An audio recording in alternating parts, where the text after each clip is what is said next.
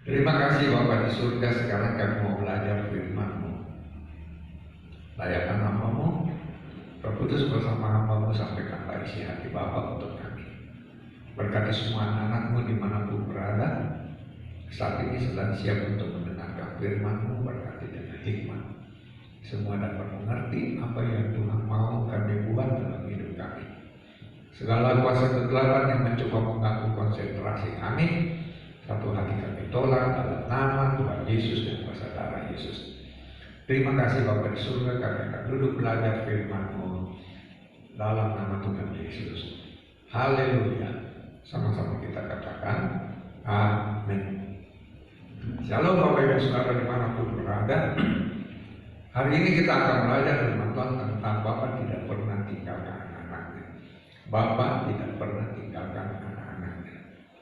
Nah, hari-hari terakhir ini ada banyak yang bingung jemaatnya, apalagi kalau baca di medsos, ya, ada orang-orang yang getol, yang tidak tahu mau mungkin apa, dia mau menunjukkan jagonya, lalu mulai menghantam hamba-hamba Tuhan. Ya, mana itu pendeta-pendeta yang dipakai dengan mujizat-mujizat kesembuhan apa? Kenapa kita muncul? Kenapa kita bikin ibadah mujizat begini begitu? Dan jemaat bingung saya. Lalu banyak yang bertanya, apakah masih ada yang bisa kita harapkan dengan mujizat-mujizat? Soalnya pendeta-pendeta yang biasanya yang mujizat-mujizat tidak berhenti semua ini. Nah, saudara, saya ingin menyampaikan kepada saudara jemaat bahwa Bapa itu tidak pernah tinggalkan kita anak-anaknya. Walaupun untuk sesaat kadang-kadang nampaknya doa kita ini sepertinya tidak dijawab. Ya, misalnya saya kasih contoh begini. Misalnya mau ibadah minggu, terus hujan. Biasa saya berdoa, Tuhan Yesus tolong anak-anakmu yang jalan kaki, yang naik motor, kasihan kalau hujan tidak berhenti, dia basah Tuhan. Nah, tapi ternyata hujan tidak berhenti. Dan sebentar saya yakin mereka tetap ada begitu. Nah, apa yang bisa dipelajari dari hal seperti ini? Ya, kadang-kadang nampaknya doa kita tidak dijawab. Makanya banyak jemaat jawab bertanya, masihkah firman Tuhan itu bisa diyakini? Nah, maka yang pertama yang kita mau belajar adalah firman Tuhan itu tetap ya dan amin. Jadi yang pertama saudara taruh dalam hati, firman Tuhan itu tetap ya dan amin. Mari kita baca dulu di dalam Injil Matius pasal 21 ayat 22. Injil Matius 21 ayat 22. Dan apa saja yang kamu minta dalam doa dengan penuh kepercayaan, kamu akan menerimanya. Apa saja yang kamu minta dalam doa dengan penuh kepercayaan, kamu akan menerimanya. Amin. Nah, saudara, yang kedua kita baca lagi ayat dalam Injil Matius 18 ayat 18 sampai 20. Injil Matius 18 ayat 18 sampai 20. Aku berkata kepadamu, sesungguhnya apa yang kamu ikat di dunia ini akan terikat di surga, dan apa yang kamu lepaskan di dunia ini akan terlepas di surga. Dan lagi aku berkata kepadamu, jika dua orang daripadamu di dunia ini sepakat meminta apapun juga, permintaan mereka itu akan dikabulkan oleh Bapakku yang di surga. Sebab di mana dua atau tiga orang berkumpul dalam namaku, di situ aku ada di tengah-tengah mereka. Haleluya. Jadi firman Tuhan tetap ya dan amin. Nah, saya mau ceritakan kepada saudara. Saya bertobat tahun 1980. Saat itu saya masih sangat muda. Dan waktu saya bertobat, keadaan saya itu lever saya bengkak. Kenapa levernya bengkak? Karena suka minuman keras. Ya, lalu dalam keadaan ketakutan itu saya ada di Jakarta. Dokter di rumah sakit Tionghoa Surabaya suruh saya opnam, tapi saya takut. Maka saya tetap ke Jakarta, urus keagenan obat nyamuk. Di situ saya ketemu nenek yang sedang membangun gudang saya. Lalu saya marah-marah, tapi dia bilang dia ikut ibadah. Maka dibawalah saya untuk ikut ibadah di Senayan. Ya, dulu belum ada namanya KKR, masih namanya Pekan Penyegaran Iman. Nah, yang khotbah pada waktu itu adalah almarhum Pendeta Injuwono. Maka apa yang terjadi? Akhirnya saya bertobat di situ, ya. Lalu saya ditumpangi tangan oleh hamba Tuhan itu, dan yang luar biasa adalah apa? Sejak itu, tanpa pergi berobat lagi, lever saya sembuh. Jadi saya sebagai anak yang masih muda, waduh, saya suka sekali, ya. Tiap hari, karena saya 2 minggu itu ada di Surabaya urus pengiriman barang, maka dulu belum ada kapal kontainer, yang ada itu kapal perahu layar motor. Maka saya kalau jam 12 siang, Kalimas itu libur, tutup, orang harus makan, saya lari ke Jalan Johor. Pendeta saya tinggal di Jalan Johor. Nah, saya suka sekali pergi di situ, tidak malu-malu saya pergi makan siang di situ. Dan kenapa saya pergi makan siang? Apakah saya tidak mampu beli makan? Bukan soal mampu tidak mampu, saya mampu, tapi saya suka makan dengan almarhum pendeta saya itu. Karena waktu makan itulah atau sesudah makan ada banyak nasihat. Nah, satu waktu almarhum bercerita begini, dia bilang dia mau KKR di satu lapangan di Kota Malang, salah, tapi hari itu hujan keras sekali, ya. Lalu mereka di tenda dan pikir, aduh, kalau hujan tak berhenti gimana ya, mana ada orang mau datang ini. Nah, sementara mereka bicara-bicara tentang itu, tiba-tiba ada satu oma-oma keluar dari tenda, langsung dia nunjuk itu ke atas, dan dia bilang, dalam nama Tuhan Yesus, seperti janji firman Tuhan, apa yang dilepas di bumi dalam nama Tuhan Yesus terlepas di surga. Aku lepas angin kencang, tiup ini angin awan hitam yang mengandung air hujan keluar dari Kota Malang. Nah, apa yang terjadi, saudara? Tiba-tiba dalam beberapa menit hujan berhenti dan cerah. Nah, pendeta saya cerita seperti itu, dia tidak ingat, dia tidak mungkin perhatikan, kami itu nancap di hatiku. Kenapa, saudara? Saya dari sejak kecil dididik papa saya, kalau orang tua bicara, perhatikan. Mengerti atau tidak mengerti, kasih masuk sini, simpan di sini. Satu waktu pasti mengerti. Maka apa yang dicerita oleh almarhum pendeta saya dan ibu saya simpan dalam hatiku. Nah, akhir tahun 80-an, pendeta saya ini dipanggil Tuhan, lalu meninggal. Saya seperti lele yang putus. Akhirnya satu ketika saya ke Ghost Gate di Surabaya mau belanja malam, saya rame-rame, saya naik, saya ikut. Ternyata di situ Surabaya Presenter. Sedang terjadi transformasi pujian, ya, jadi dari pujian lama ke pujian baru, ya. Itu disitulah saya bertemu dengan Pendeta Timotius Arifin, ya. Setelah saya berkenalan dengan Bapak Pendeta Timotius Arifin, kemudian saya ikut ibadah di Rejo, Bapak Pendeta Alisa Prahata Nusaputra. Kemudian disitulah akhirnya saya berkenalan dengan Pendeta Niko Yotobaharjo, ya.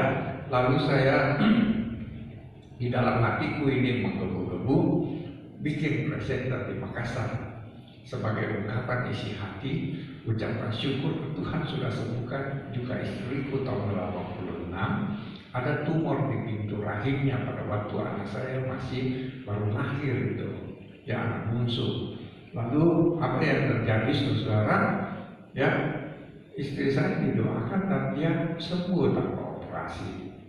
Nah, ada satu nasihat dalam hatiku, saya ingin kasih tahu orang bahwa Tuhan itu ada dan Tuhan itu luar biasa. Ya, saya ingin orang di Makassar ini memuji Tuhan. Tapi saya tidak tahu bagaimana karena saya ini cuma seorang pengusaha yang tiap hari di pasar bicaranya kasar begitu. Ya, lalu satu ketika saya ingat pendeta saya pernah bilang begini, Anton, kamu perhatikan sungguh-sungguh apa yang Om ajar, karena kalau Om tidak salah ingat, ya, Om pernah diingatkan Tuhan, kau akan dipakai Tuhan tembus interdenominasi.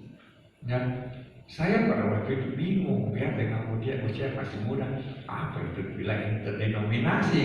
Ya, kalau dibilang harga gula terigu, harga ikan kaleng, harga tapioka, harga apa, wah itu harga baterai ABC itu kan saya di luar kepala. Ya, tetapi interdenominasi apa itu ya? Nah, setelah almarhum meninggal, saya kemudian buat presenter itu. Itu pun setelah sebenarnya saya takut juga, ya, tapi akhirnya saya buat. Saya dibimbing oleh Insinyur Timotius Arifin, oleh Pak Niko, ya. Lalu setiap hari Senin itu sekitar 700-an orang di New Bangladesh. Nah, satu ketika untuk awal-awalnya saya diundang bikin KKR press worship di Mangkutanah oleh almarhum pendeta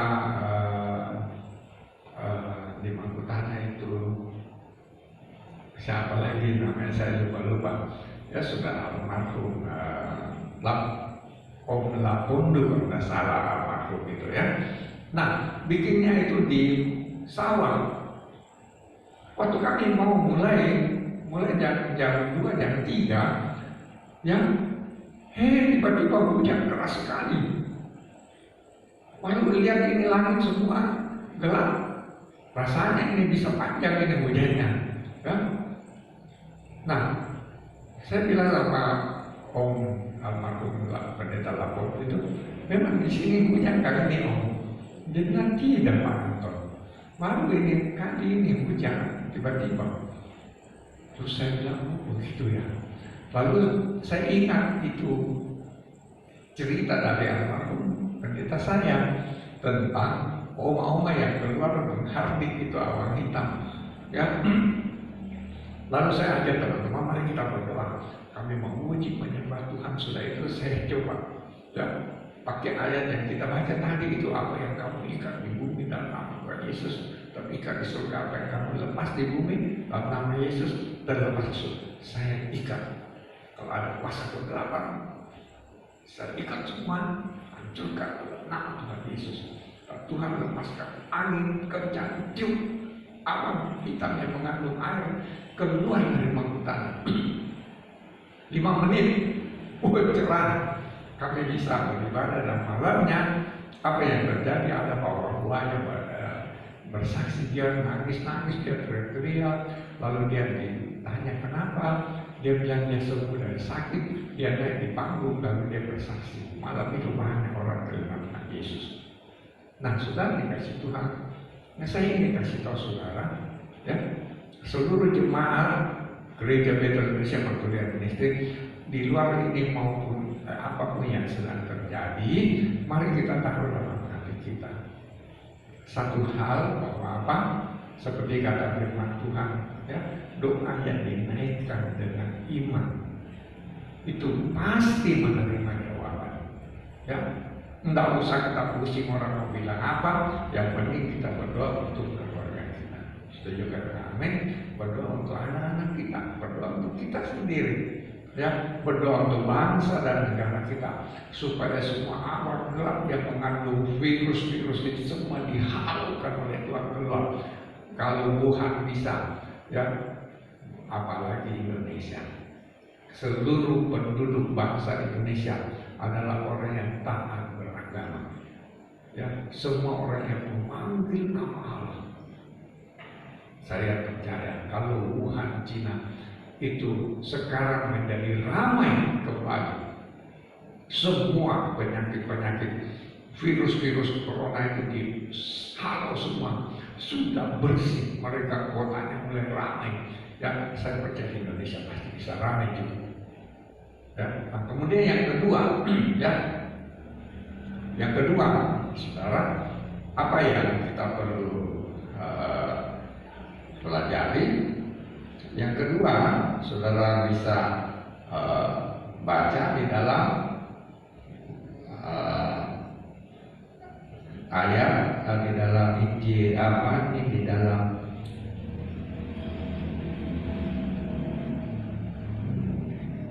cerita tentang Sadrak Mesak Abednego, ya. Nah, mungkin bisa ditampilkan cerita tentang Sadrak Mesak Abednego. Nah, dalam Daniel 3 bisa ceritakan saja ya, saudara. Nah, ada anak-anak muda, orang-orang muda, sebenarnya dia buangan, lalu dia karena menarik hati daripada raja, lalu diangkatlah dia, ya, mereka. Nah, tentunya karena mereka ini orang Israel, ya, lalu diangkat, lalu dipercayakan ini dan itu oleh raja, ya, namanya itu Sadrak Mesak dan Abednego.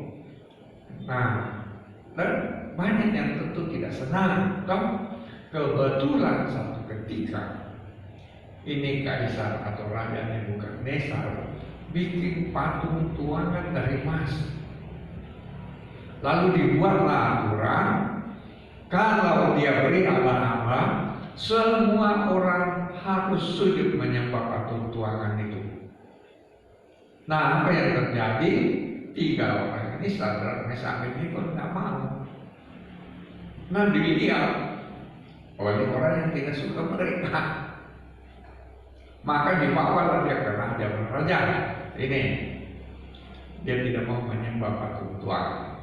Ya, Tuhan buat. Aduh, sebenarnya raja ini sayang sekali mereka.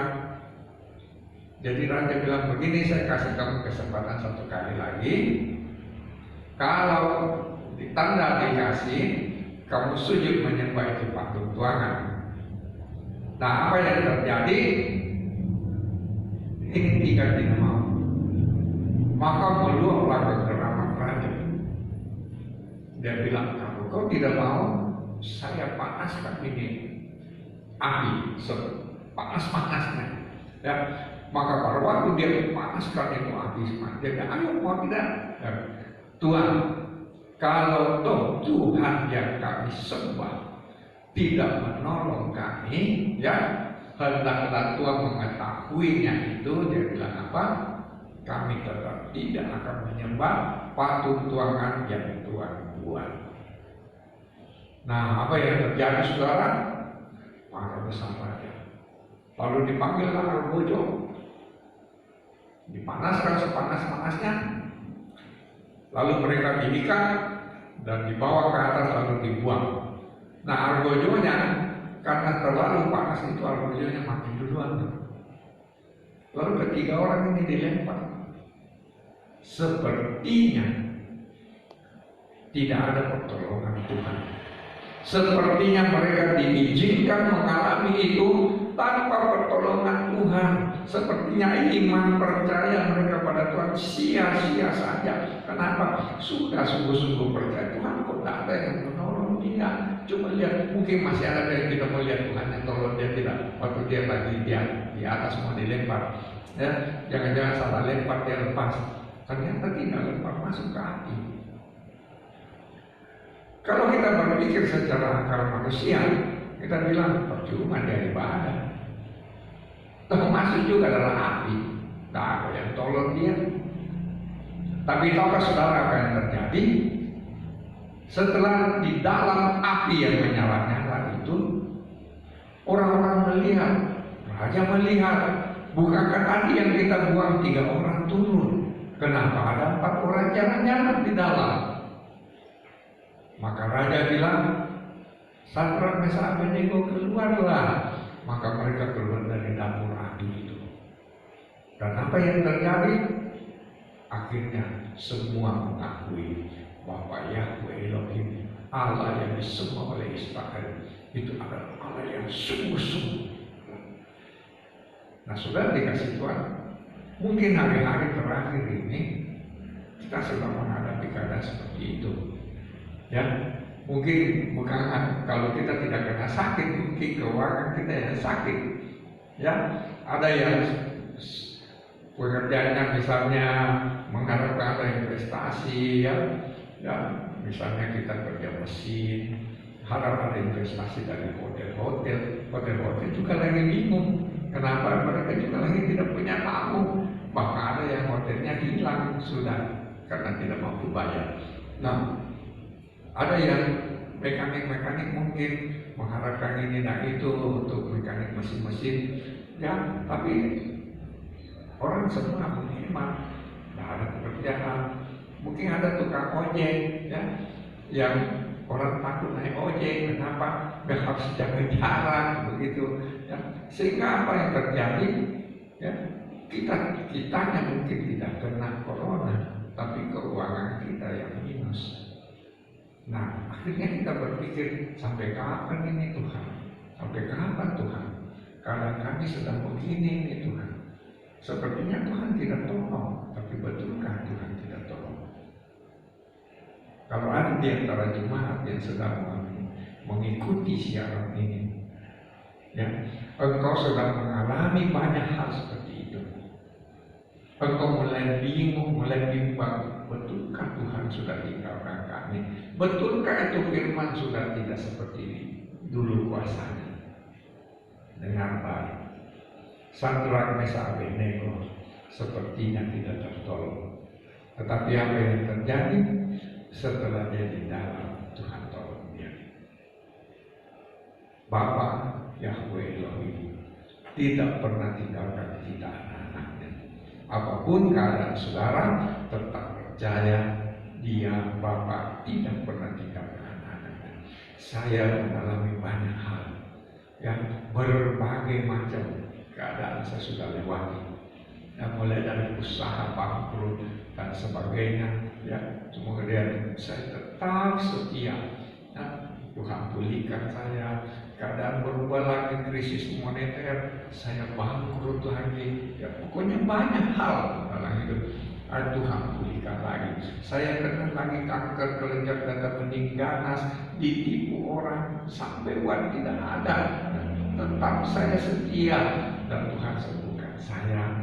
Ya, walaupun hari-hari terakhir ini keadaan keuangan dunia itu bukan main buruknya, ya, bagi orang-orang yang bisnis mesin dan sebagainya mungkin, ya, tetapi tetap tangan Tuhan yang luar biasa tidak pernah tinggalkan kita. Karena itu ingat baik, hari ini sederhana, ya, tema firman Tuhan adalah bahwa Yahweh tidak pernah tinggalkan kita. Ya, nah, mana buktinya? Apakah ya kita mulai bingung? Jangan bingung. Firman Tuhan tetap ada. Amin. Apa yang firman sudah disampaikan itu pegang teguh, itu pasti terjadi. Nah, yang kedua apa? Ingat baik. Seperti 3 orang muda ini, Sadrak Mesak Abednego, nampaknya tidak ada pertolongan. Nampaknya sia-sia iman mereka. Tapi apakah betul sia-sia? Ternyata justru di dalam hati itulah, pada saat mereka diizinkan masuk di dalam keadaan buruk itu Tuhan menyertai mereka. Gembala agung tidak pernah tinggalkan domba-domba. Dia berjalan di depan, dia pegang tangan domba, dia tuntun sampai selamat di tujuannya. Ini firman Tuhan untuk saya dan saudara. Haleluya, haleluya. Mari kita akan naikkan pujian ini, saudara.